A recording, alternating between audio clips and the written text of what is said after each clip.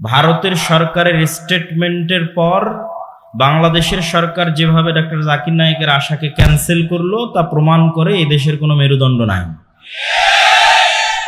তাহলে মুসলমানদের নিজেদের স্বাধীনতার জন্য তাদের রাষ্ট্র এবং সরকার দরকার আছে। ডক্টর জাকির নায়েক বাংলাদেশে আসবেন। বাংলাদেশ একটি স্বাধীন দেশ না গোলাম দেশ?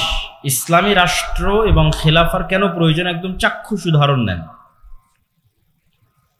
হলি আর্টিজানে হামলা হলো, বাংলাদেশে পিস টিভি বন্ধ হয়ে গেল। কাদের ইশারায় পিস টিভি বন্ধ হয়ে গেল? পার্শ্ববর্তী দেশের ইশারায় পিস টিভি বন্ধ হয়ে গেল। তাহলে বাংলাদেশ কি স্বাধীন? স্বাধীন না। জুলাই এবং আগস্ট পরবর্তী বিপ্লবের পর মানুষ মনে করলো যে হ্যাঁ, বাংলাদেশ এবার স্বাধীন হবে। কিন্তু ডক্টর জাকির নায়েকের বিষয়ে ভারতের সরকারের স্টেটমেন্টের পর বাংলাদেশের সরকার যেভাবে ডক্টর জাকির নায়েকের আশাকে ক্যান্সেল করলো তা প্রমাণ করে এই দেশের কোনো মেরুদণ্ড নাই। তাহলে মুসলমানদের নিজেদের স্বাধীনতার জন্য তাদের রাষ্ট্র এবং সরকার দরকার আছে। আপনি স্বাধীনভাবে দাওয়াতি কাজ করবেন, স্বাধীনভাবে সালাত আদায় করবেন, স্বাধীনভাবে আপনার দিনের সকল বিষয় পালন করবেন। এটা কখনোই পূর্ণাঙ্গ রূপে, পরিপূর্ণ রূপে ইসলামী রাষ্ট্র ছাড়া পালন করা সম্ভব নয়। আর ইসলামও এমন একটি দিন যে দিন শুধুমাত্র মানুষের ব্যক্তি জীবনের মধ্যে সীমাবদ্ধ নয়। স্বয়ং নবীদের মধ্যে তিনজন নবীকে আল্লাহ সুবহানাহু ওয়া তাআলা, বা বলা যায় চারজন নবীকে আল্লাহ সুবহানাহু ওয়া তাআলা রাষ্ট্র ক্ষমতা দিয়েছিলেন।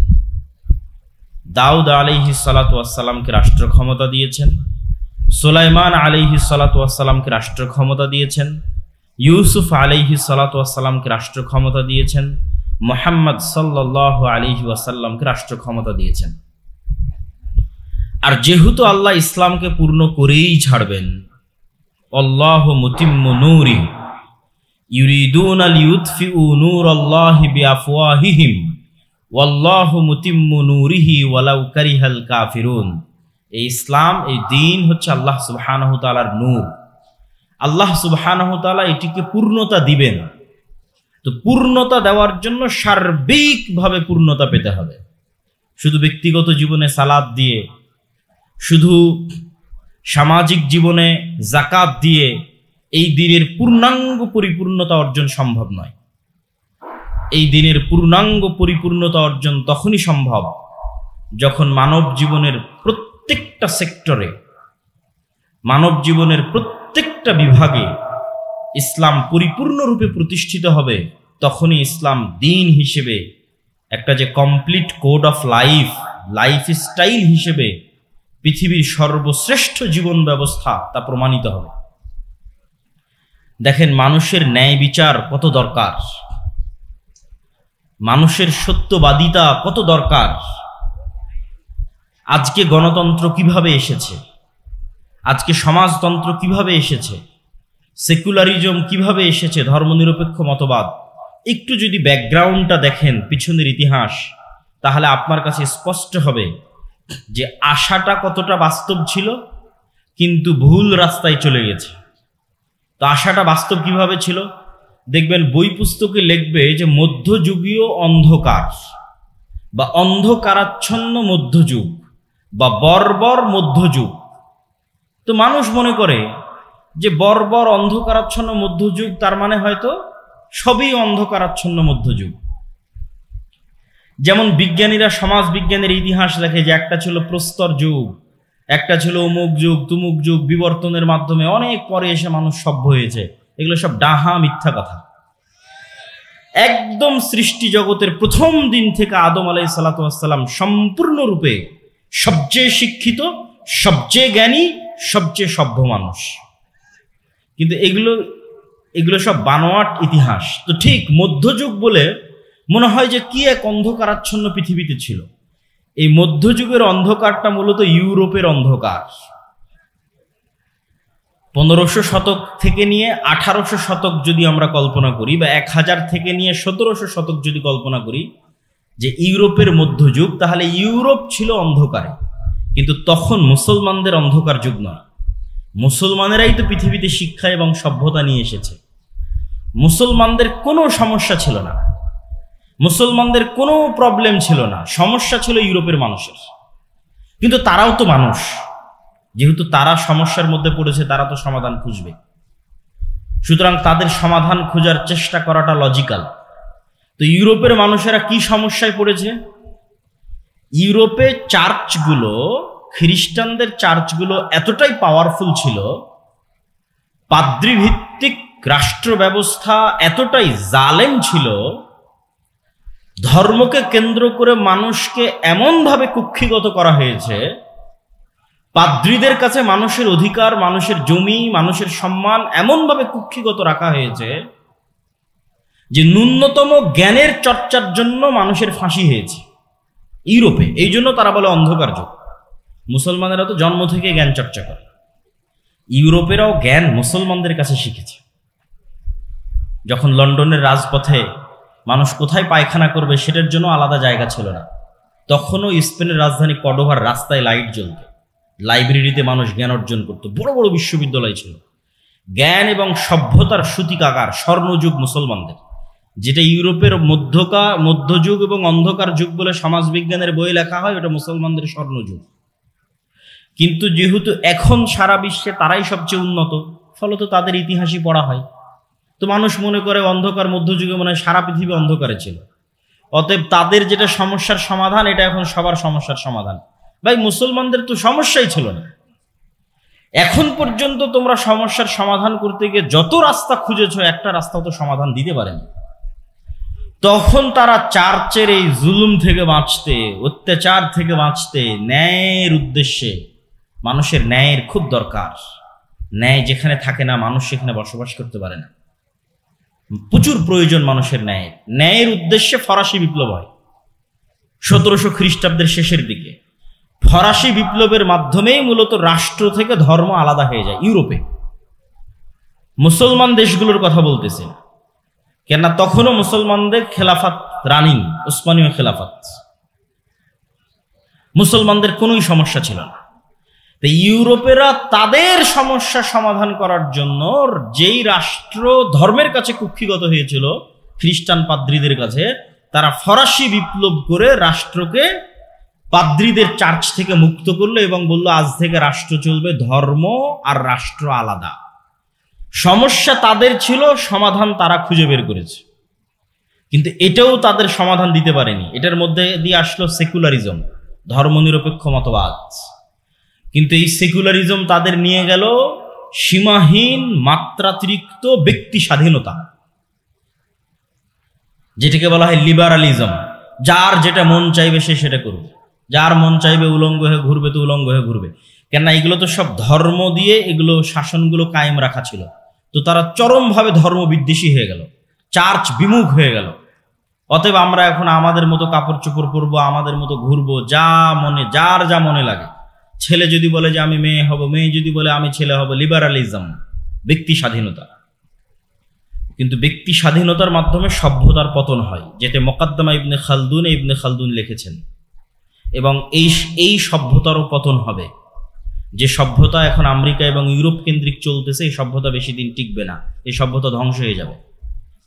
ঠিক যেভাবে আদ সামুদের সভ্যতা ধ্বংস হয়ে গেছে, লুত জাতির সভ্যতা ধ্বংস হয়ে গেছে, ভোগ বিলাসীওয়ালা সভ্যতা, ব্যক্তি স্বাধীনতাওয়ালা সভ্যতা বেশি দিন টিকে না, ধ্বংস হয়ে যায়। তো ধর্মের বিরুদ্ধে গিয়ে সেকুলারিজম, ধর্মনিরপেক্ষ মতবাদ, সেটার মাধ্যমে ব্যক্তি স্বাধীনতা, পুঁজিবাদ, যার যত টাকার মালিক হওয়ার ইচ্ছা সে তত টাকা হবে। যেটা কিছুক্ষণ আগে আমার শ্রদ্ধেয় পিতা শেখ আব্দুর রাজ্জাক বিন ইউসুফ আলোচনা করছিলেন, সুদী অর্থনীতি, এটা পুঁজিবাদী অর্থনীতি। যে যত বেশি পরিমাণে পারে টাকা উপার্জন করে নিবে, আর একজন যদি গরিব থেকে গরিব হয় কোনো সমস্যা নেই। তো যখন এই পুঁজিবাদী অর্থনীতি এবং মাত্রাতিরিক্ত ব্যক্তি স্বাধীনতার চর্চা হলো, তখন আসলো সমাজতন্ত্র। যে না, এইভাবে তো সমাজ চলতে পারে না। একজন মালিক হতে হতে কোটি টাকার মালিক হচ্ছে, আর একজন শ্রমিক হিসেবে তার কাজ করে খেতে খেতে তার দিন চলে না, এভাবে চলতে পারে না। আর ব্যক্তি স্বাধীনতার নামে মানুষ যা ইচ্ছা তাই করতেছে, এভাবে চলতে পারে না। এভাবে সমাজ ধ্বংস হয়ে যাচ্ছে। অতএব সমাজকে বাঁচাতে হলে সমাজে সবাই সমান, এটার নাম সমাজতন্ত্র। সমাজে সবাই সমান, কেউ কারো চেয়ে বেশি নয়। সবাই সেম নিয়ম মেনে চলবে, সেম মূলনীতি মেনে চলবে, সেম কাপড় পরিধান করবে, সবাই মিলে টাকা উপার্জন করবে, করে এসে সবাই মিলে সমানভাবে ভাগ করে নিবে। কেউ ব্যক্তিগতভাবে আলাদা টাকার মালিক হতে পারবে না। এটার উত্থান ঘটল রাশিয়াতে, কার্ল মার্কস, লেনিন, চায়নাতে। তাহলে দেখেন জুলম থেকে বাঁচতে মানুষ কত দিকে দৌড়াচ্ছে। এগুলো একটাও মুসলমানদের সমস্যা নয়। মুসলমানেরা স্বর্ণযুগে ছিল, স্বর্ণযুগ। এবং এখন পর্যন্ত পৃথিবী সমাধান খুঁজতে গিয়ে যত রাস্তা বের করেছে, একটাও মানুষকে নিরাপত্তা, ন্যায় এবং শান্তি দিতে পারেনি। এখন পর্যন্ত দিতে পারেনি, কিয়ামত পর্যন্ত দিতে পারবে না, সম্ভব নয়। তারপরে সমাজতন্ত্রের উত্থান হলো। একটা পর্যায়ে দেখা গেল সমাজতন্ত্র কাজ করে না, মানুষের মনের মধ্যে একটু হলো ব্যক্তি স্বাধীনতার চাহিদা আছে। ফলত এখন চায়নায় কি চলতেছে? চায়নায় গণতান্ত্রিক স্বৈরতন্ত্র চলতেছে, মিক্সিং।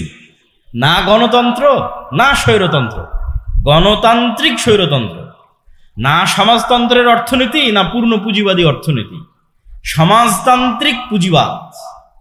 চায়না তো একই অবস্থা, রাশিয়া তো একই অবস্থা। তাহলে এখন সমগ্র পৃথিবীতে সবচেয়ে বেশি যে আইডিওলজি, যে আদর্শের উপর মানুষ আছে, সেটা হচ্ছে শাসন ব্যবস্থা চলবে ডেমোক্রেটিক ওয়েতে, গণতান্ত্রিক ওয়েতে, অর্থনীতি চলবে পুঁজিবাদী সুদী অর্থনীতিতে। সমাজতন্ত্র আদর্শিকভাবে এটার সাথে ফাইট দিয়ে টিকতে পারেনি, বিদায় নিয়েছে। কেননা তুলনামূলক গণতন্ত্র রাজতন্ত্রের চাইতে ভালো, তুলনামূলক গণতন্ত্র স্বৈরতন্ত্রের চাইতে ভালো, তুলনামূলক পুঁজিবাদী সিস্টেম মানুষের কাছে সমাজতন্ত্রের চাইতে ভালো। তুলনামূলক স্বৈরতন্ত্রে থাকলে আপনি কথাও বলতে পারবেন না, দাওয়াতি কাজও করতে পারবেন না, মানুষকে ডাকতেও পারবেন না। গণতন্ত্রের নামে অন্তত আপনি বক্তব্য দিতে পারছেন, মানুষকে ডাকতে পারছেন, আলোচনা করতে পারছেন, প্রতিবাদ করতে পারছেন। এই জন্য এখন পর্যন্ত এই সিস্টেমের উপর পৃথিবী দাঁড়িয়ে আছে। এখন সমস্যা হচ্ছে এই সমাধানগুলো খুঁজে বের করেছে ইউরোপিয়ানরা তাদের সমস্যার সমাধান করতে গিয়ে। আর এগুলো প্রত্যেকটার সমাধান ইসলামে আগে থেকেই মজুদ আছে। যেমন ইসলামে রাষ্ট্র চলবে না ডেমোক্রেটিক ওয়েতে, ইসলামে অর্থনীতি চলবে সমাজতান্ত্রিক ওয়েতে না পুঁজিবাদী ওয়েতে। ইসলামে রাষ্ট্রের খেলাফাহ সিস্টেম, এটা বর্তমান যে পার্লামেন্টারি সিস্টেম আছে তার চেয়ে শতগুণ উন্নত, স্বৈরতন্ত্র এবং রাজতন্ত্রের চেয়ে শতগুণ উন্নত। সবচেয়ে ব্যালেন্সড হচ্ছে খেলাফা। এখানে যেমন খলিফা আল্লাহর কাছে দায়বদ্ধ, ঠিক তেমনি সে পরিপূর্ণরূপে স্বৈরাচারও তার পক্ষে হওয়া সম্ভব নয়, কেননা শুরার হাতে ক্ষমতা আছে। আর এই গণতান্ত্রিক ওয়েতে যে আমলাতান্ত্রিক জটিলতা তৈরি হয়েছে, হাসনাত আব্দুল্লাহ কয়েকদিন আগে বক্তব্যে বলতেছিল যে এই রুম থেকে চিঠি লেখে পাশের রুমে পাঠানোর জন্য, ওই চিঠি আবার পোস্ট অফিসে যায়, পোস্ট অফিস থেকে তারপরে পাশের রুমে আসে। মানে আপনি কোন একটা কাজ করতে যাবেন সচিবালয়ে, তো এই গণতান্ত্রিক সিস্টেম যেইভাবে আমলাতান্ত্রিক জটিলতা তৈরি করে রেখেছে, কোনো একটা কাজ 5 বছরের নিচে 10 বছরের নিচে বের করা সম্ভব নয়। কোনো একটা মামলা 20 বছরের নিচে, 40 বছরের নিচে, 50 বছরের নিচে মানুষের সমাধান করা সম্ভব নয়। তাহলে এই সিস্টেম কি ন্যায় দিতে পারবে? কোশ্চিনকালেও এই সিস্টেম ন্যায় দিতে পারবে না। কিন্তু খেলাফা খুব ট্রান্সপারেন্ট, খুব সহজ, দ্রুত মানুষের দরজায় ন্যায় পৌঁছে দেওয়া। এটা হচ্ছে ইসলামী রাষ্ট্র ব্যবস্থার মূলনীতি। সবচেয়ে মানুষের উপকারী রাষ্ট্রীয় ব্যবস্থা হচ্ছে খেলাফা। আহলুল হাল্লি ওয়াল আকদ, যারা জ্ঞানী গুণী ব্যক্তি, তারা একত্রিত হয়ে বসে নিজেকে বাদ দিয়ে চিন্তা করবে কে নেতৃত্বের যোগ্য। যেমন এখন যে সরকারেরা ক্ষমতায় আছে, এরা যে কোনো রাজনৈতিক সরকারের চাইতে ন্যূনতম হলো ভালো দেশ চালানোর চেষ্টা করবে, অথবা চেষ্টা করেছে। যা পরে যারা আসবে তারাও বুঝবে, আগে যারা চলে গেছে তারাও বুঝবে। কেন? এই কারণে যে এখানে নির্বাচনের পদ্ধতিটা ছিল খেলাফা পদ্ধতিতে। মানুষ নিজেকে বাদ দিয়ে চিন্তা করবে যে কে যোগ্য, তাকে দায়িত্ব দাও। আর যখনই আপনি চিন্তা করবেন যে না আমিই হব, আর একজন বলবে যে না আমিই হব, তখন যে বিভেদ, কাড়াকাড়ি, বিদ্বেষ, হিংসা এবং মারামারি তৈরি হবে, এটা কখনো নেতৃত্বের পদ্ধতি নয়। তো যাক, আমার বক্তব্যের ধারাবাহিকতায় একটু সামনের দিকে আগাই। তাহলে রাষ্ট্রের দরকার আছে, যেটা বক্তব্য দিয়ে শুরু করেছি। রাষ্ট্রের সমাধান মুসলমানদের কাছে আগে থেকেই আছে, যে রাষ্ট্র চলবে খেলাফা সিস্টেমে, আর অর্থনীতি চলবে ইসলামী অর্থনীতি, না পুঁজিবাদ না সমাজতন্ত্র। ব্যক্তি টাকা ইনকাম করবে, ব্যক্তি মালিক হবে, কিন্তু জাকাতও দিতে হবে, সমাজের গরিব শ্রেণীকে ওসরও দিতে হবে। ভারসাম্য, সবচেয়ে সুন্দর, সবচেয়ে দামি, সবচেয়ে ব্যালেন্স সিস্টেম। এখন রাষ্ট্র কিভাবে তৈরি করবেন? আধুনিক বিজ্ঞান বলতেছে যে 4টে জিনিসের উপর রাষ্ট্র তৈরি হয়। জনগণ থাকতে হয়, নিজস্ব জমি ভূখণ্ড থাকতে হয়, সরকার থাকতে হয়, সার্বভৌমত্ব থাকতে হয়। আর মুকদ্দমা ইবনে খালদুন লিখতেছেন যে 4টে জিনিসের উপর ভিত্তি করে রাষ্ট্র টিকে থাকে। উনি বেশিরভাগ ইসলামিক হিস্ট্রির পর্যালোচনা করেছেন। সেই 4টে জিনিসের 1 নাম্বার বলেছেন আসাবিয়া, আইডিওলজি, নির্দিষ্ট আদর্শের উপর কট্টর হওয়া, নির্দিষ্ট আদর্শের উপর শক্ত হওয়া। এটা ছাড়া কোনোদিন রাষ্ট্র প্রতিষ্ঠা হয় না। যেমন যারা সমাজতান্ত্রিক রাষ্ট্র প্রতিষ্ঠা করেছে, ওরা সমাজতন্ত্রের আদর্শের উপর খুব কট্টর, খুব শক্ত ছিল। আজকে যারা গণতান্ত্রিক রাষ্ট্র প্রতিষ্ঠা করতেছে, তারা সবাই দেখবেন, সবার মুখে বলি যে গণতন্ত্রই মুক্তি, গণতন্ত্রই মুক্তি, সবাই বলবে, বাক্য বিনা বাক্য ব্যয়ে বলবে। তার মানে গণতন্ত্রের উপর কট্টর হওয়াই গণতান্ত্রিক রাষ্ট্র প্রতিষ্ঠার মূল শর্ত। সমাজতন্ত্রের উপর কট্টর হওয়াই সমাজতান্ত্রিক রাষ্ট্র প্রতিষ্ঠার মূল শর্ত। আজকে ইসরায়েলেরা রাষ্ট্র প্রতিষ্ঠা করেছে ইহুদিবাদের উপর কট্টর হওয়ার মাধ্যমে। আজকে হিন্দুরা রাষ্ট্র প্রতিষ্ঠা করেছে হিন্দুত্ববাদী আদর্শের উপর কট্টর হওয়ার মাধ্যমে। তো মুসলমানেরা একদিনে রাষ্ট্র তৈরি করতে পারবে, ইসলামী রাষ্ট্র। শুধু বলতে হবে যে হিন্দুরা যেমন সাহস করে বলতে পেরেছে যে না, আমাদের হিন্দুত্ববাদ কি আমরা রাষ্ট্রে প্রতিষ্ঠা করব, মুসলমানদেরকে সাহস করে বলতে হবে যে না, আমরা কট্টরভাবে ইসলামে বিশ্বাসী এবং রাষ্ট্রে ইসলাম প্রতিষ্ঠা করব। যখন কট্টরভাবে বলতে পারবেন, সেদিন রাষ্ট্র প্রতিষ্ঠা হয়ে গেছে। আসাবিয়া, খুব শক্ত হতে হবে নিজের দিনের উপর, নিজের ধর্মের উপর। এটাই স্বাধীনতা, এটাই ইসলামী রাষ্ট্র প্রতিষ্ঠার মূল শর্ত। এবং উখুওয়াত, ভ্রাতৃত্বও তৈরি হবে মানুষের ইসলামিক আইডিওলজির উপর ভিত্তি করে, কালিমাত লা ইলাহা ইল্লাল্লাহর উপর ভিত্তি করে। 2 নম্বরে উনি বলছেন রাষ্ট্র প্রতিষ্ঠার জন্য ন্যায় লাগবে। রাষ্ট্র টিকে থাকে ন্যায়ের উপর ভিত্তি করে। কেন? রাষ্ট্রের বিচারকরা, রাষ্ট্রের সরকারেরা মূলত আল্লাহ সুবহানাহু ওয়া তাআলা যে দায়িত্ব পালন করে থাকেন, সেই দায়িত্ব পালনের কাজ করে। আল্লাহ বিচার করবেন, তিনি সকল বিচারকের বিচারক, বিচার করা তার দায়িত্ব, পৃথিবী পরিচালনা করা তার দায়িত্ব। তাহলে সাময়িকভাবে যখন আপনি রাষ্ট্র ক্ষমতার মালিক, তখন আপনি কি কুলিল্লাহুম্মা মালিকাল মুলকি তুতিল মুলকা মান তাশা, আল্লাহর এই বিশাল রাজত্বের মধ্যে ন্যূনতম রাজত্বে সামান্য সময়ের জন্য আল্লাহ আপনাকে দিল। মানে যেটা আল্লাহ সুবহানাহু ওয়া তাআলার গুণ, যে উনি রাজাধিরাজ, মালিকাল মুলক তুতিল মুলকা মান তাশা, ওই গুণ থেকে ন্যূনতম একটা গুণের আল্লাহ সুবহানাহু ওয়া তাআলা সামান্য সময়ের জন্য পৃথিবীর একটা সামান্য অংশের সামান্য ক্ষমতা আল্লাহ সুবহানাহু ওয়া তাআলা আপনার হাতে দিলেন। তো এই জন্য এখানে ন্যায় লাগবে। ন্যায় ছাড়া আল্লাহ সুবহানাহু ওয়া তাআলার আদর্শের সাথে মিলবে না। এখানে আল্লাহ ন্যায় পরায়ণ। ন্যায় যেখানে নাই, ওই রাষ্ট্র ব্যবস্থা ভেঙে পড়বে। গত 16 বছর যে রাষ্ট্র ব্যবস্থা চলেছে, ভেঙে গেছে, টিকতে পারেনি। ন্যায় না থাকলে কোনো রাষ্ট্র ব্যবস্থা টিকবে না। আসাবিয়া লাগবে, নিজের দিনের উপর শক্ত হতে হবে। 2 নম্বর, ন্যায় প্রতিষ্ঠার প্র্যাকটিস শুরু করতে হবে। 3, মুকদ্দমা ইবনে খালদুনে তিনি লিখেছেন যত রাষ্ট্র ধ্বংস হয়ে গেছে ভোগ বিলাসিতার কারণে, এবং 4 নম্বর দুর্নীতির কারণে ধ্বংস হয়ে গেছে। ইসলামী রাষ্ট্র মানে সবাই হিজাব করবে, সবাই পর্দা করবে, সবাই নামাজি হবে, এটা তো অবশ্যই আছে। কিন্তু সবাই ধরেন সালাত আদায় করলো, সবাই হিজাব করলো, পর্দা করলো, কিন্তু সবাই একজন আরেকজনের উপর জুলুম করতেছে, তাহলে এটা ইসলামী রাষ্ট্র নয়।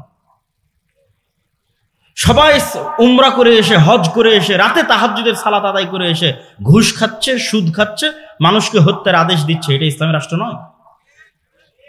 ইসলামী রাষ্ট্র মানে যেখানে প্রত্যেকটা মানুষ তার ন্যায় বুঝে পাবে, 1 টাকাও দুর্নীতি হবে না। আগের কাঠামো পরিপূর্ণরূপে ধ্বংস হয়ে যাবে, ওখান থেকে পূর্ণাঙ্গ ইসলামী খেলাফতের উত্থান হবে। তো এই জন্য আমেরিকা খুব ভালোভাবে জানে যে আজকে যদি প্রধানমন্ত্রী পদত্যাগ না করে, আজকে যদি আর্মি জনগণের বুকে গুলি চালায়, তাহলে কালকে বাংলাদেশের মানুষের ওই সময় যে রাগ ছিল মাথায়, তো বাংলাদেশের মানুষ রাতের অন্ধকারে অস্ত্র হাতে উঠিয়ে নিত। যখন বাংলাদেশের মানুষ অস্ত্র হাতে উঠিয়ে নিত, সিরিয়ার মতো পরিবেশ তৈরি হয়ে যেত। সিরিয়ার বাশার আল আসাদের বাহিনী নিজ জনগণের বুকে গুলি চালাচ্ছে, বাংলাদেশ আর্মিও তার জনগণের বুকে গুলি চালাতো। বাংলাদেশের মানুষ অস্ত্র উঠিয়ে নিত, ইন্ডিয়ান আর্মিও বাংলাদেশে ঢুকে যেত। 15-20 বছর যুদ্ধ চলতো, আগের কাঠামো পরিপূর্ণরূপে ধ্বংস হয়ে যেত। আগের কাঠামো পরিপূর্ণরূপে ধ্বংস হওয়ার পর পূর্ণাঙ্গ ইসলামী খেলাফতের উত্থান হতো। কিন্তু এতে অনেক রক্ত, অনেক শ্রম, অনেক পরিশ্রম যেত। কিন্তু আমেরিকা এটা খুব ভালোভাবে জানে যে এখন যদি আর্মি অস্ত্র উঠায় তাহলে এই কাঠামো শেষ। যে গণতান্ত্রিক কাঠামো আছে, ব্রিটিশদের যে কাঠামো আছে, এটার কবর রচনা হয়ে যাবে। অতএব যার উপর রাগ উঠেছে সে পদত্যাগ করুক, মানুষ ঠান্ডা হয়ে যাক, কিন্তু কাঠামো বেঁচে যাক। বুঝেননি মনে হয়? তাহলে সব মানুষের রাগ উঠে গেছে, বাঙালি যেহেতু হুজুগে বাঙালি, যেই মানুষের উপর রাগ উঠে গেছে, বাবা তুমি এখন সরে যাও, সরে গেল, মানুষ সব ঠান্ডা হয়ে গেল, কাঠামো যে কার সেই থাকে, কোনো পরিবর্তন নাই। এই হলো অবস্থা, সম্মানিত উপস্থিতি। এবং এইভাবেই খেলা হয়। যেহেতু আজকের আধুনিক বিশ্বের মূল ক্ষমতার চাবিকাঠি তাদের হাতে, সুতরাং তারা এইভাবেই খেলে। তাদের কাঠামো তাদের টিকিয়ে রাখতে হবে, কেন কাঠামো ভেঙে পড়লে সেখান থেকে ইসলামের উত্থান হবে। এটা খুব ভয়ঙ্কর জিনিস, এটা তারাও খুব ভালোভাবে জানে, তাদের জন্য এটা খুবই ভয়ঙ্কর। এখন আসি যে আমরা আসলে যদি ইসলামী রাষ্ট্র প্রতিষ্ঠা করতে চাই, আমরা এখন এই কাঠামোর মধ্যে থেকে কিভাবে চেষ্টা করব? আমি যারা গণতান্ত্রিক রাজনীতি করতেছে, গণতান্ত্রিকভাবে মুসলমানদের অধিকার আদায়ের চেষ্টা করতেছে, আমি কোনো সময় গত 2 বছরে তাদেরকে আঘাত দিয়ে হিট করে কথা বলা, আমি ওই পর্যায়ে যেতে চাই না। আমি সবসময় যৌক্তিক প্রশ্ন তুলে ধরতে চাই, যাতে মানুষ চিন্তা করার সুযোগ পায় যে আমি যেটা করতেছি এটাই কি একমাত্র রাস্তা, না আসলে আর কোনো রাস্তা ছিল। কেন নিয়ত তো সবার ঠিক, সবাই তো বলতেছে আমরা রাষ্ট্র ক্ষমতা ইসলাম দেখতে চাই। তো সবাই যদি রাষ্ট্র ক্ষমতা ইসলাম দেখতে চায় তাহলে কিভাবে সম্ভব? আমার ছোট্ট জ্ঞান, আমি যতটুকু বুঝি, আমার ধারণা, আমার চিন্তা চেতনা ভুল হতে পারে। আমি মনে করি 1 নাম্বার, ঈমান বিল গায়েবের উপর যদি সর্বোচ্চ লেভেলের ইয়াকিন না থাকে, আজকে যদি বাংলাদেশের সকল মানুষ আমাকেও ভোট দেয়, আমি বাংলাদেশের ক্ষমতায় গিয়ে ইসলাম প্রতিষ্ঠা করতে পারবো না। কেন আপনাকে বলি, একটু বুঝিয়ে বলি। আজকে আপনি যত সুযোগ সুবিধা ভোগ করতেছেন, বিদ্যুৎ চলতেছে, জেনারেটর চলতেছে, ক্যামেরা চলতেছে, মোবাইল চলতেছে, ইন্টারনেট, নেটওয়ার্ক, বিদেশে হাজার হাজার মানুষ কাজ করতেছে, আমেরিকাতে, ইউরোপে, সৌদি আরবে ইনস্ট্যান্ট টাকা বাংলাদেশে পাঠিয়ে দিচ্ছে। বাংলাদেশের সাথে সারা বিশ্বের কত বড় বড় ব্যবসায়ী ডলারের ভিত্তিতে ব্যবসা করতেছে। কালকে মনে করেন আজ সারা বাংলাদেশের মানুষ আবেগে হুজুগে আমাকে ভোট দিয়ে দিল যে ঠিক আছে, আজকে আমি বাংলাদেশের ক্ষমতার মালিক হয়ে গেলাম একচ্ছত্রভাবে। এবার আমি স্ট্রিক্টলি ইসলাম বাস্তবায়ন করতে যাচ্ছি। যখন আমি স্ট্রিক্টলি ইসলাম বাস্তবায়ন করতে যাব, তখন বিশ্বের যারা মোড়ল আছে তারা কি আমার সাথে থাকবে না আমার শত্রুতা করবে? শত্রুতা করবে, আমার সাথে থাকবে না। তাহলে বিশ্বের মোড়লরা যখন আমার সাথে শত্রুতা করবে, আমি আপনাকে বিদ্যুৎও দিতে পারবো না, আপনার বাড়িতে এসিও চলবে না, আপনার বাড়িতে ফ্যানও চলবে না, তারপর আপনি বহির্বিশ্বের সাথে ব্যবসা করতেছেন সেটাও চলবে না, খুব ভোগবিলাসী জীবনযাপন করছেন সেটাও চলবে না, আইফোন ইউজ করতে পারবেন না, তারপর হয়তো অ্যান্ড্রয়েড ফোন ইউজ করতে পারবেন না। যত রকমের বাধা তৈরি হতে পারে, সংকুচিত হয়ে যেতে পারে আপনার রিজিকের রাস্তা, আপনার আরামায়েশের রাস্তা, ভোগবিলাসের রাস্তা, যতভাবে আমেরিকা পাবন্দি দিয়ে, মানে এই রাষ্ট্রের উপর পাবন্দি চাপিয়ে যতভাবে আপনাকে সংকুচিত করবে, তখন আপনার বাঁচবেন কিভাবে? বাঁচার রাস্তা কি? যদি আপনার আগে থেকে ঈমান থাকতো, ঈমান বিল গায়েব যদি ইয়াকিনের লেভেলে থাকতো, ঈমান বিল গায়েবের একটা হচ্ছে আখিরা, পরকাল, যে এই দুনিয়া কিছুই না, এই দুনিয়াতে মরি বাঁচি এটা কিছুই না, পরকালের সফলতা সবকিছু, এটা মুখের কথা না। যদি ইয়াকিনের লেভেলে থাকতো, আল্লাহ সাহায্য করতে পারে, আল্লাহ সাহায্য করবে, ফেরেশতারা আছে, ফেরেশতাদের মাধ্যমে আল্লাহ সুবহানাহু ওয়া তাআলা সাহায্য পাঠাবে। এই ঈমান যদি ইয়াকিনের লেভেলে থাকতো তাহলে আপনি ধৈর্য ধারণ করতেন, সাথ দিতেন। কিন্তু যেহেতু আপনার ঈমান বিল গায়ব ইয়াকিনের স্তরে নাই, পরের দিন আপনি আমার বিরুদ্ধে রাস্তায় নামবেন। এই বিদ্যুৎ নাই, কারেন্ট নাই, কিছু নাই, কিসের সরকার, ভাগাও, কিসের ইসলাম? কেন আপনি তো যেই লেভেলে আছেন ওই লেভেল থেকে ধাপ করে নিচে নামতে পারবেন না। আফগানিস্তান ওরা টিকে গেছে কেন? পরিপূর্ণ ধ্বংস হয়ে গেছে, মানুষের চাহিদাই নাই। 40 বছর থেকে যুদ্ধ চলতে চলতে মানুষের চাহিদাই নাই। কোনো মতে যদি জীবনের নিরাপত্তা পাওয়া যায়, কোনো মতে যদি ন্যায় বিচারের নিরাপত্তা পাওয়া যায়, সেটাই আমাদের জন্য যথেষ্ট। তখন টিকে গেছে। তাহলে ঈমান বিল গায়ব লাগবে ইয়াকিনের স্তরে, অন্তত 90% মানুষের। তো মানুষের যতক্ষণ ঈমান ঠিক না হবে ততক্ষণ আমি ক্ষমতায় গেলেও এদেশে ইসলাম চালাতে পারবো না, এদেশে ইসলাম প্রতিষ্ঠা এবং পরিচালিত করতে পারবো না। কম্প্রোমাইজ করতে হবে, কেন মানুষের ঈমান নাই, ঈমান নষ্ট হয়ে গেছে। এই জন্য আল্লাহর পথে যাত্রা এই বইটা পড়তে হবে। এটা কিন্তু আমার অনুভূতি থেকে লেখা, যে জুলাই পরবর্তী যখন সব ঘরানার আলেম ওলামা দল সংগঠন ইসলামী সবার সাথে যখন উঠা বসা করার সুযোগ হলো, তখন আমি নিজে রিয়েলাইজ করলাম যে ঈমান বিল গায়বে মুসলমানদের বিশ্বাস নেই। এমনি মুসলমানরা মুখে বলে আল্লাহর উপর বিশ্বাস, ফেরেশতার উপর বিশ্বাস, পরকালের উপর বিশ্বাস, বাস্তবে নাই। এবং লাস্ট গত কয়েকদিন এটার উপরই আমার বক্তব্য আছে, যদি কারো বক্তব্য দেখার সুযোগ থাকে অথবা আগামীকাল যদি কথা বলার সুযোগ হয়, তখন ঈমান বিল গায়বের উপর ইয়াকিনের লেভেলে ঈমান বিল গায়বের বিশ্বাস নিয়ে যাবে। 2, ঈমান বিল গায়বের সবচেয়ে বড় বিষয় হচ্ছে আল্লাহর শক্তি, আল্লাহর ক্ষমতার উপর ভরসা। মুসা আলাইহিস সালাম জীবনেও তার দুনিয়াবী শক্তি দিয়ে ফেরাউনের সাথে জিততে পারবে না। মুহাম্মদ সাল্লাল্লাহু আলাইহি ওয়াসাল্লাম, খোলাফায়ে রাশিদিন, আমর ইবনে আস, খালিদ বিন ওয়ালিদ, এদের ক্ষমতা নাই দুনিয়াবী শক্তি দিয়ে পারস্য রোমান সাম্রাজ্যের বিরুদ্ধে জিতে, কোনোদিন সম্ভব নয়। ইসলাম কোনোদিন দুনিয়াবী শক্তিতে বিজয় অর্জন সম্ভব নয়। সালাহউদ্দিন আইয়ুবের দুনিয়াবী শক্তিতে ফিলিস্তিন বিজয় সম্ভব নয়। এটা সব আল্লাহর সাহায্য। তো আল্লাহর সাহায্য পৃথিবীতে নেমে আসবে কিভাবে? যখন ঈমান বিল গায়ব হয়ে যাবে, আগের বক্তব্য যখন শুনবেন বা এই বইটা যখন পড়বেন, যখন আপনার ইয়াকিনের লেভেলে চলে যাবে না ফেরেশতা আকাশ থেকে নেমে আসতে পারে, ইয়াকিনের লেভেলে যখন চলে যাবে না এই দুনিয়া কিছুই না, পরকালই সবকিছু, ইয়াকিনের লেভেলে যখন চলে যাবে, আল্লাহ সুবহানাহু ওয়া তাআলার অস্তিত্ব এবং ক্ষমতার উপর বিশ্বাস যখন ইয়াকিনের লেভেলে চলে যাবে, তখন এবার আপনি আমল দিয়ে আল্লাহর সাহায্য দুনিয়াতে টেনে নিয়ে আসবেন। আর পৃথিবীতে আল্লাহর সাহায্য টেনে নিয়ে আসার সবচেয়ে শক্তিশালী টেকনোলজিগুলো মুসলমানদের কাছে আছে। এটাই মুসলমানদের বিজয়ের রাস্তা। যেমন আল্লাহর সাহায্য পৃথিবীতে টেনে নিয়ে আসার সবচেয়ে বড় শক্তিশালী টেকনোলজি সালাত, 5 ওয়াক্ত সালাত, রাতের সালাত, এগুলো আল্লাহর আসমানি সাহায্যকে পৃথিবীতে টেনে নিয়ে আসে। এই জন্য যুদ্ধের মাঠেও একদল মুজাহিদ যুদ্ধ করবে আর একদল মুজাহিদ সালাত আদায় করবে। দুনিয়াবি লজিকে এটা টিকে না, কিন্তু যখন ঈমান বিল গায়ব থাকবে তখন ওটাই বাস্তব। কেন ওই সালাত তো আল্লাহর সাহায্য আসমান থেকে টেনে নিয়ে আসবে। আল্লাহর সাহায্য ছাড়া মুসলমানদের বাঁচার কোনো রাস্তা নাই। তো আপনার আমল আল্লাহর সাহায্য টেনে নিয়ে আসবে। সালাত পৃথিবীর সবচেয়ে শক্তিশালী টেকনোলজি, যা আল্লাহর সাহায্য আসমান থেকে টেনে নিয়ে আসতে পারে, আর রাতের সালাত তার চেয়েও বেশি পাওয়ারফুল। আর 2 নম্বর হচ্ছে সাউন্ড টেকনোলজি। সাউন্ড টেকনোলজির ন্যূনতম জ্ঞান আল্লাহ সুবহানাহু ওয়া তাআলা সুলাইমান আলাইহিস সালাতু ওয়াস সালামকে দিয়েছিলেন। সাউন্ড টেকনোলজি মানে হচ্ছে এরা সবাই সব কথা বুঝে, এই কাঠও কথা বুঝে, এটাও কথা বুঝে, এটাও কথা বুঝে, শুধু বুঝে না, এরা কথা বলতেছে, এরা সবাই কথা বলতে পারে। ইউসাব্বিহু লিল্লাহি মা ফিস সামাওয়াতি ওয়া মা ফিল আরজ, আসমান জমিন এবং তার মধ্যে যা কিছু আছে সব আল্লাহর তাসবিহ পাঠ করে। তো এইটার ন্যূনতম জ্ঞান সুলাইমান আলাইহিস সালামকে দেওয়া ছিল, যে পাখি কি বলতেছে সুলাইমান আলাইহিস সালাম বুঝতেন, উনি আবার পাখির সাথে কথা বলতে পারতেন। তো আল্লাহ আসমান জমিন সৃষ্টি করেছে কুন ফায়াকুন সাউন্ড দিয়ে। আল্লাহ পৃথিবী আসমান জমিন ধ্বংস করবে ইসরাফিলের বাঁশির আওয়াজ, সাউন্ড দিয়ে। সাউন্ড টেকনোলজি সবচেয়ে পাওয়ারফুল। তো এই সবচেয়ে পাওয়ারফুল জিনিসটা মুসলমানদের কাছে দেওয়া আছে। এই জন্য সর্বশ্রেষ্ঠ মুজিজা হচ্ছে কোরআন। কেননা কোরআন কার সাউন্ড বলেন তো? কোরআন কার আওয়াজ? এটা আল্লাহর আওয়াজ, আল্লাহর সাউন্ড, এই সবচেয়ে পাওয়ারফুল। এবং জিকির প্রভাব সৃষ্টি করে, কেন এগুলো সব কিছু সাউন্ড বুঝে এবং ফিল করতে পারে। যেমন ওয়েভ, আমরা যে আমার ওয়েভের মধ্যে দিয়ে আমার সাউন্ড লাইভে আমেরিকায় বসে মানুষ শুনতেছে, এটা ওয়েভের মধ্যে দিয়ে ভেসে আমেরিকা যাচ্ছে। ওই ইসরায়েল তার ওয়েভ অন করে দিয়ে মোবাইলের বিস্ফোরণ ঘটাচ্ছে, ইরানের বিজ্ঞানীদের রুমের মধ্যে বিস্ফোরণ হয়ে যাচ্ছে, কেন ওই ওয়েভটা মোবাইল রিসিভ করতেছে। তো মোবাইল যেমন ওয়েভ রিসিভ করে, এই মোবাইল সাউন্ডও বুঝে।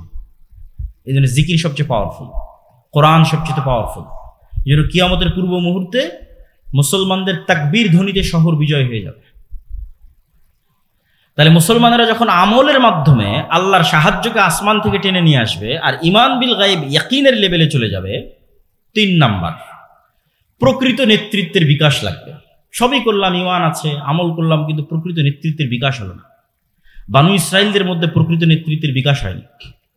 মুসলমানদের ইউরোপীয় উপনিবেশের 200 বছর শাসনের কারণে মুসলমানদের নেতৃত্বের চরিত্র ধ্বংস হয়ে গেছে। নাই, কোনো মুসলমানের মধ্যে ইল্লা মান রাহিমা রাব্বি নেতৃত্বের চরিত্র নাই। সব মুসলমান নামাজ পড়তেছে, যাকাত দিচ্ছে, রোজা রাখতেছে, মুখে ঈমানের কথা বলতেছে, কিন্তু সবাই মুনাফিক। লাম ইয়াদখুলিল ঈমান ফি কুলুবিহিম, কলবে ঈমান ঢোকেনি। ইজা যখনই কথা বলে মিথ্যা বলে। ওইদা ওয়াদা আখলাফা, ওয়াদা করলে ভঙ্গ করে। ওইদা তুমি না খানা, দায়িত্ব দিলে আমানতের খেয়ানত করে। এই স্বভাবগুলো কোথায় থেকে পেয়েছে? এগুলো বানু ইসরাইলদের স্বভাব। ইউরোপীয় উপনিবেশে গোলামির মাধ্যমে স্বভাবগুলো অর্জন করেছে। আর বানু ইসরায়েলেরা ফেরাউনের গোলামি করে স্বভাব অর্জন করেছে। মুসা আলাইহিস সালামও যদি বানু ইসরায়েলদের সাথে বড় হতো, মুসা আলাইহিস সালাম এরকম হয়ে যেত। এই জন্য আল্লাহ মুসা আলাইহিস সালামকে ন্যায় পরায়ণতা, সত্যবাদিতা, আমানতদারিতার নেতৃত্বের মৌলিক গুণের উপর বড় করার জন্য ফেরাউনের বাড়িতে বড় করেছে। কেন? ফেরাউনের বাড়িতে রিজিকের সংকট ছিল না, মারামারি ছিল না, কাটাকাটি ছিল না, হিংসা ছিল না, বিদ্বেষ ছিল না। প্রিন্স যেভাবে বড় হয় সেভাবে বড় হবে। তাহলে জন্মগত স্বভাবের উপর বড় হবে, জন্মগত সত্যবাদিতা, ন্যায় পরায়ণতা, আমানতদারিতার উপর বড় হবে। আর গোলাম মারামারি করবে, কাটাকাটি করবে, হিংসা করবে, বিদ্বেষ করবে, সে তো নেতা হতে পারবে না। এই জন্য ইউরোপিয়ানরা ডেমোক্রেসিকে, গণতন্ত্রকে আরো জিইয়ে রেখেছে মুসলিম দেশগুলোতে, যারা মুসলমানদের মধ্যে যাতে কোনোদিন প্রকৃত নেতার আবির্ভাবই না হয়। কেননা যখনই গণতান্ত্রিক রাজনীতিতে অংশগ্রহণ করবেন, আরেকজনের বিরুদ্ধে বলবেন, মিথ্যা বলবেন, তারপরে হিংসা করবেন, বিদ্বেষ করবেন, তাহলে তো আপনি আল্লাহর দৃষ্টিতে প্রকৃত নেতা হতেই পারবেন না। ক্ষমতা তো আল্লাহ দিবে, তা আল্লাহর দৃষ্টিতে তো প্রকৃত নেতা হতে হবে, ক্ষমতা পাওয়ার যোগ্য হতে হবে। ঈমান বিল গায়ব আছে, ইয়াকিন আছে, আমাল আছে, কিন্তু প্রকৃত নেতৃত্বের বিকাশ হয়। প্রকৃত নেতৃত্বের বিকাশের জন্য সব নবী যেই গুণের উপর ছিলেন, সত্যবাদিতা, আমানতদারিতা, ন্যায় পরায়ণতা, সেই গুণের উপর আসা লাগবে আমাদেরকে। সত্যবাদিতা, ন্যায় পরায়ণতা, আমানতদারিতা, এইভাবে যখন কেউ এই গুণের উপর চলে আসবে, যেটা আল্লামা ইকবাল বলেছিলেন, সাবাক ফিরসে পার সাদাকাত কা, শুজাআত কা, আদালত কা, লিয়া জায়েগা তুঝসে কাম, দুনিয়া কি ইমামত কা। উনি গোটা ইউরোপ, আমেরিকা সব সফর করে দেখেছেন যে মুসলমানদের কোনো সমস্যাই নাই। কেন? উনি সব আইডিওলজি বুঝেন। কিরে, এরা তো গণতন্ত্রের পিছিয়ে ছুটতেছে, এরা সমাজতন্ত্রের পিছিয়ে ছুটতেছে, এর চেয়ে ভালো সমাধান তো মুসলমানদের কাছে আছে, তাহলে এরা পারতেছে না কেন? এগুলো সব উনি বুঝতেন। সব বুঝে উনি সামারি বের করলেন, মুসলমানদের কাছে এত সুন্দর নামাজ আছে, এত সুন্দর সালাত আছে, জিকির আছে, সবই আছে মুসলমানদের কাছে, এত সুন্দর পরিবার ব্যবস্থা আছে, পৃথিবীতে কোথাও নাই, তাও মুসলমানেরা মাজলুম কেন? তো সামারি বের হলো, মুসলমানদের নেতৃত্বের যোগ্যতা তৈরি হওয়ার সব রাস্তা ইউরোপিয়ানরা বন্ধ করে রেখে দিয়েছে। এরা পরস্পর মারামারি করবে, কাটাকাটি করবে, হিংসা বিদ্বেষ করবে, দুর্নীতি করবে, এই স্বভাবের উপর এদেরকে বড় করে। আফ্রিকায় সব বড় বড় মুসলিম দেশের রাষ্ট্রনেতারা টাকার কাছে বিক্রি হয়ে যায়। বাংলাদেশের নেতারাও দেখবেন যে টাকার কাছে, ক্ষমতার কাছে বিক্রি হয়ে যায়। পাকিস্তানের নেতারা বিক্রি হয়ে যায়। কেন? কারো সত্যবাদিতা, ন্যায় পরায়ণতা, আমানতদারিতা নাই। তিনি বলেছে, মুসলমানেরা তোমাদের কাছে সব আছে, তোমরা সত্য বলা শিখো, ন্যায় পরায়ণ হওয়া শিখো, আমানতদার হওয়া শিখো, আল্লাহ তোমাদেরকে পুনরায় পৃথিবীর নেতৃত্ব দিয়ে দিবে। বলেন ইনশাআল্লাহ। তাহলে ঈমান বিল গায়েব লাগবে, আল্লাহর সাহায্য আকাশ থেকে টেনে নিয়ে আসতে পারতে হবে, ঠিক আছে? আর আগের যে কাঠামো আছে, ওই কাঠামো পরিপূর্ণরূপে ধ্বংস হতে হবে, আর তার উপর প্রকৃত নেতৃত্বের আবির্ভাব হতে হবে, প্রকৃত নেতার আবির্ভাব হতে হবে। সম্মানিত উপস্থিতি, পরকালমুখী চিন্তা ছাড়া আপনি ধৈর্য ধারণ করতে পারবেন না, সবর করতে পারবেন না, আর সবর আর ধৈর্য ছাড়া রাষ্ট্র প্রতিষ্ঠা করতে পারবেন না। আল্লাহ সুবহানাহু ওয়া তাআলা আসহাবুল উখদুদের বর্ণনা দিয়েছে। বক্তব্যের শেষে কয়েকটা কোরআনের আয়াত বলে বক্তব্যের শেষের দিকে চলে যাব। আল্লাহ সুবহানাহু ওয়া তাআলা আসহাবুল উখদুদের বর্ণনা দিয়ে বলছেন, ওয়ামা নাকামু মিনহুম ইল্লা আন ইউমিনু বিল্লাহিল আজিজিল হামিদ। গর্ত খোঁড়া হয়েছে, আগুন জ্বালানো হয়েছে, মানুষ গর্তে ঝাঁপিয়ে পড়তেছে। তো আল্লাহ বলতেছে, এই মানুষগুলো গর্তে ঝাঁপিয়ে পড়তেছে বা এই মানুষগুলোকে আগুনে ফেলে দেওয়া হয়েছে কোনো কারণে নয়, শুধু একটাই কারণে, যারা আজিজুল হামিদ, মহাপরাক্রমশালী, আল্লাহর উপর বিশ্বাস রাখতো, শুধু এই কারণে আগুনে ফেলা হচ্ছে। আম হাসিবতুম আন তাদখুলুল জান্নাহ ওয়ালাম্মা ইয়াতিকুম মাসালুল লাযিনা খালাউ মিন ক্বাবলিকুম। তোমরা কি মনে করো জান্নাত এত সহজ, ইসলামী রাষ্ট্র প্রতিষ্ঠা হয়ে যাবে এত সহজ? অথচ অতীতের মানুষেরা যেরকম মাজলুম হয়েছে, তোমরা এরকম মাজলুম হবে না। তো এরকম মাজলুম হওয়ার জন্য যখন মানসিক প্রস্তুতি তৈরি হয়ে যাবে, তখন সেখান থেকে রাষ্ট্রের উত্থান হয়। এটাও ইবনে খালদুন লিখেছেন। ঠিক মুহাম্মদ সাল্লাল্লাহু আলাইহি ওয়াসাল্লাম যেভাবে করেছে সেভাবে রাষ্ট্রের উত্থান হয়। আসেন, আল্লাহর এই আয়াতগুলোর উপর যদি কেউ ভরসা রাখে, এই যে ঈমান বিল গায়ব ইয়াকিনের লেভেলে রাখে, কোরআনের উপর বিশ্বাস যদি কেউ ইয়াকিনের লেভেলে রাখে, তারপরে যদি সামনে আগায়, তাহলে এই আয়াতগুলো তাদের জন্য। ওয়ালাউ আন্নাহুম আকামুত তাওরাত ওয়াল ইনজিল ওমা উনজিলা ইলাইহিম মির রাব্বিহিম। মানুষেরা যদি তাওরাতের কিছু অংশ, ইনজিলের কিছু অংশ, আপনার প্রতি যেটা অবতীর্ণ হয়েছে কোরআন, এই কোরআন যদি মানুষ পৃথিবীতে প্রতিষ্ঠিত করে ফেলতে পারত, তাহলে কি হতো? লা উকিলু লা আকালু মিন ফাওকিহিম ওয়া মিন তাহতি আরজুলিহিম। তাহলে তারা আসমান থেকে ওদের রিজিকের ব্যবস্থা করা হতো, মাটির নিচ থেকে ওদের রিজিকের ব্যবস্থা করা হতো। বলেন আল্লাহু আকবার। এটা আল্লাহর ওয়াদা। তা আমাদের তো ঈমান বিল গায়ব নাই, আল্লাহর শক্তি এবং ক্ষমতার উপর বিশ্বাস নাই, আল্লাহ ফেরেশতাদের সাহায্য করতে পারে সেটার উপর বিশ্বাস নাই। ফলত আমি তো এই রিস্কগুলো নিব না, আমি সবসময় কম্প্রোমাইজ করতে চাই। কম্প্রোমাইজ করতে করতে এই লেভেলেরও কম্প্রোমাইজ করবো যে যদি এখন যেখানে শিরক হচ্ছে সেই মন্দিরে যদি পাহারা দেওয়া লাগে, তাও পাহারা দিয়ে হলেও ক্ষমতায় যাব। কেননা ঈমান বিল গায়ব নাই।